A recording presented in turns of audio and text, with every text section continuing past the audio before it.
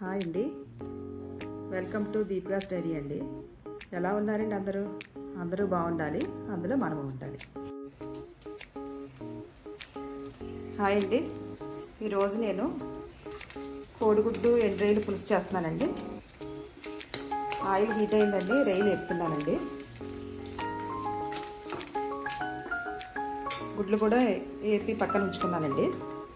దానికి కావాల్సిన ఇంగ్రీడియంట్స్ అండి: ఆనియన్స్ కట్ చేసి పెట్టుకున్నాను, కరివేపాకు, కొత్తిమీర, ఇంకా చింతపండు రసం తీసి ఉంచుకున్నానండి, పసుపు, ఉప్పు, కారం అండి. రొయ్యలు వేగుతున్నాయండి. ఇది అందరూ చేసుకునేదేనండి. ఉల్లిపాయ, కోడిగుడ్డు, ఎండ్రాయిలు వేసి పులుసు అందరూ చేసుకుంటారు. చూడండి ఒకసారి, ఒక్కొక్కరితో ఒక్కొక్క స్టైల్లో ఉంటుంది కదా. రొయ్యలు వేగినాయండి. ఆనియన్స్ వేస్తున్నానండి.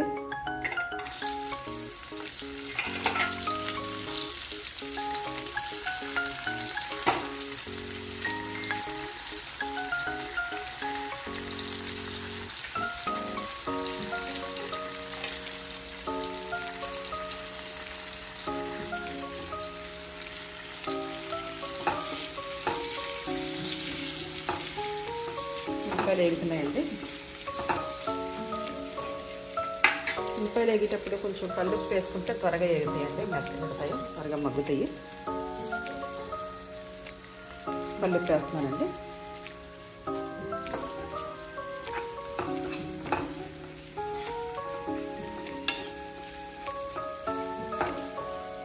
మామూలుగా మనం ఎన్వి తెచ్చుకుని వండుకునే వాటికంటే కూడా చికెన్, మటన్, ఫిష్ అలాంటి వాటికంటే ఇలాగ ఎండు చేప, ఎండ్రయ్య, కోడిగుడ్లు గట్ట వేసి వండుకున్నది బాగా టేస్ట్ వస్తుందండి.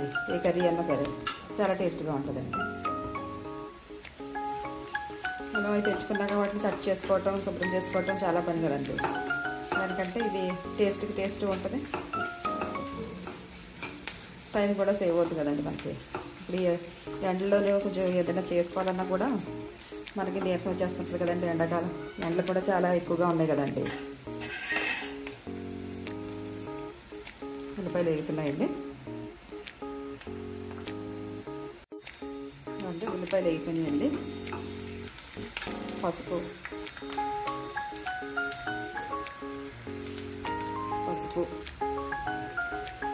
కారం,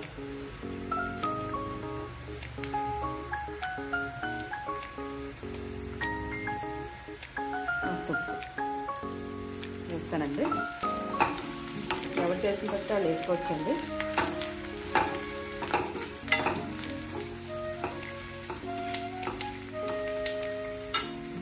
దీంట్లో గుడ్లు వేసేస్తున్నానండి.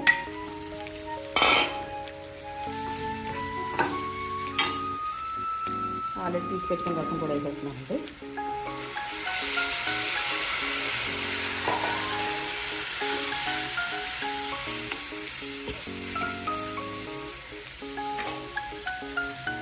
పైన కొత్తిమీర వేస్తానండి. చాలా బాగుంటుందండి ఇది టేస్ట్గాను. కోడిగుడ్డు ఎండ్రాయిలు పులుసు చూడండి, ఒక 15 minutes పడుతుందండి ఇది దగ్గర కావడానికి. చాలా టేస్ట్గా ఉంటుందండి.